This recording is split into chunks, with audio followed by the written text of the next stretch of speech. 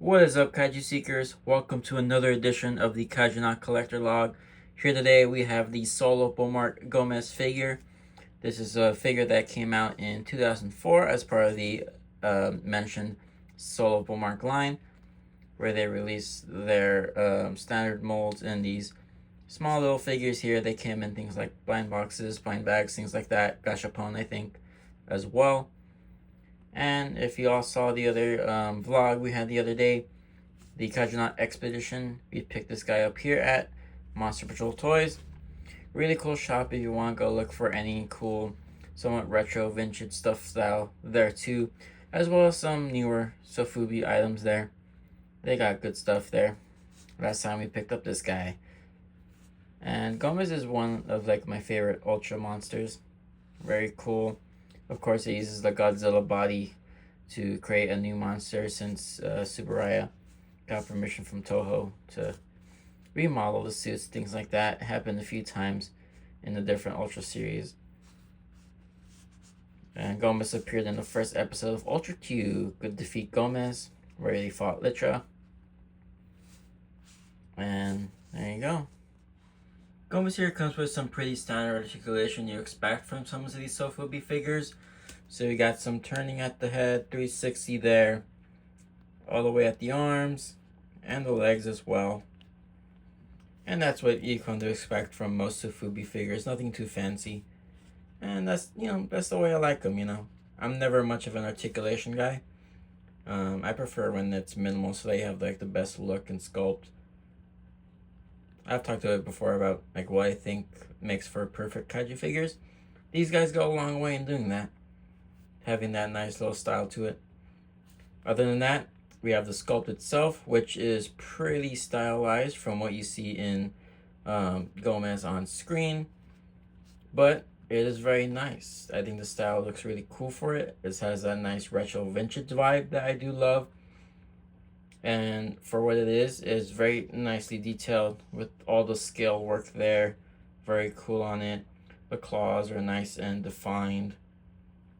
You have the fangs there. Some detail on the hair because Gomez is described as a mammal in the show. So all the tufts of fur that he does have really bring that out. Nice horn detail. The dorsal plates on the back that go along the tail. Stubby little tail, which sometimes I don't like, but for stylized stuff like this, I can sometimes make an exception. Nothing too big. I can go with a bigger tail, but it is what it is. And then, of course, we have paint detailing, which I believe it is molded in like this green soft vinyl plastic, dark green, with some cool blue highlights all across the body, which I do really love. Helps bring out all that detail, speaking of earlier. And it just looks very cool. Makes the eyes nice and striking with that dark red.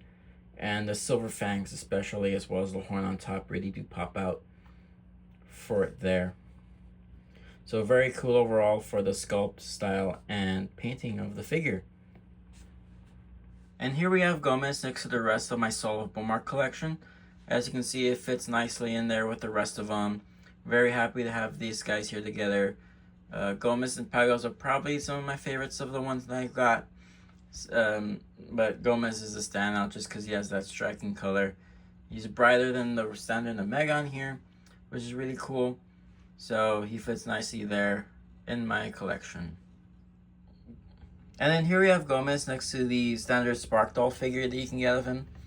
This one here is obviously more movie accurate, not so much stylized as the original Gomez figure is here. Still very cool though. Of course, next to it is part of that larger scale. I do love these ones here, by the way, the Ultra Series figures. I prefer this size as opposed to the standard movie monster series, but those are cool.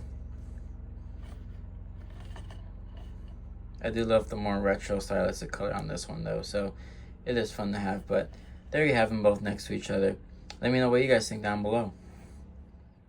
Well, there you go, guys. There is a look at the solo Bullmark Gomess figure.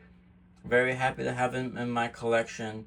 But let me know what you guys think again down below in the comments. Do you guys have him in your collection? Did you acquire him recently, or did you pick it up when it first came out? Whatever thoughts you have, let me know down below. Thank you so much for watching today's video. Until next time, Kaiju Seekers, over and out.